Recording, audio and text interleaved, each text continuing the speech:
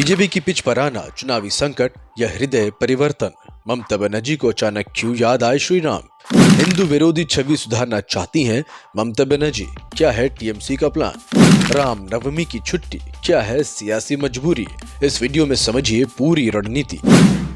पश्चिम बंगाल में ममता बनर्जी के नेतृत्व वाली टीएमसी सरकार ने रामनवमी के मौके पर पहली बार छुट्टी का ऐलान किया है। इस बार रामनवमी 17 अप्रैल को है, लेकिन ममता बनर्जी सरकार के छुट्टी वाले ऐलान पर सियासत शुरू हो गई है।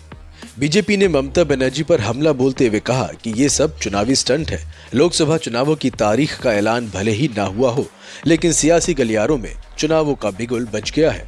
तमाम सियासी दल एक दूसरे पर आरोप प्रत्यारोप लगा रहे हैं और अपनी सियासी रोटियां सेक रहे हैं।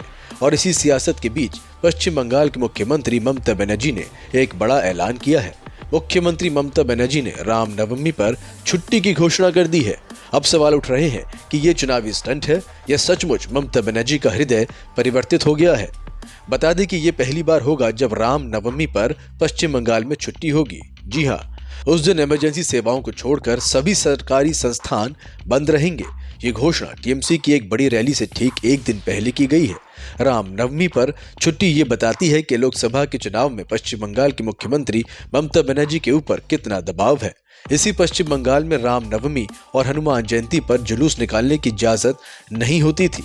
रामनवमी के पावन मौके पर हिंसा होती थी, लेकिन अब पश्चिम बंगाल में लोकसभा चुनाव से पहले रामनवमी पर ममता सरकार ने छुट्टी की घोषणा की है। जानले की पिछले कुछ साल में बंगाल में रामनवमी के दौरान हिंसा देखने को मिलती रही है।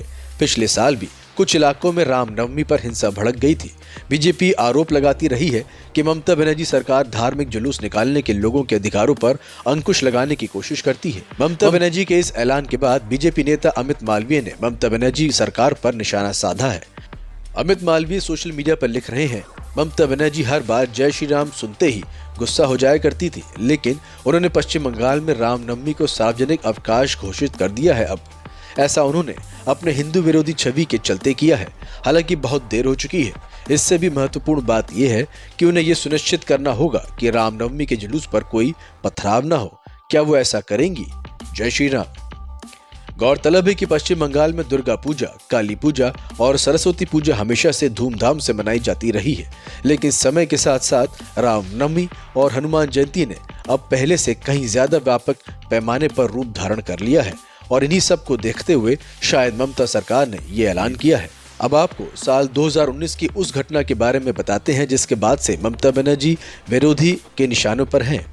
दरअसल ममता बनर्जी पश्चिम मिदनापुर में एक जनसभा को संबोधित करने जा रही थी कि रास्ते में कुछ लोगों की भीड़ जय श्री राम के नारे लगाने लगती है। ममता बनर्जी इससे बेहद नाराज हो जाती हैं और इस घटना के बाद से बीजेपी ममता बनर्जी पर और हमलावर हो जाती है। हाल ही में ममता बनर्जी ने रामलला की प्राण प्रतिष्ठा कार्यक्रम को लोकसभा चुनाव से पहले बीजेपी का चुनावी हथकंडा बताया था। इन सब घटनाओं को देखने के बाद ममता सरकार के रामनवमी पर छुट्टी के ऐलान को लेकर कई सवाल खड़े हो रहे हैं। सवाल ये है कि बंगाल में रामनवमी की छुट्टी की घोषणा का क्या मायना है? क्या राम नाम सुनकर गुस्सा होने वाली दीदी अपने चुनावी रणनीति में खुद को कमजोर पा रही हैं? क्या चुनावी रणभूमि में ममता बनर्जी बिना श्री राम के नहीं जीत पाएंगी? इन सवालों के जवाब जो भी हो, लेकिन इतना तो साफ है कि ममता बनर्जी ने लोकसभा के चुनावों में बढ़त बनाने के लिए दांव चला है। जनता पर इसका कितना असर होता है, ये चुनावों के नतीजे के बाद ही पता चल पाएगा। Bureau report.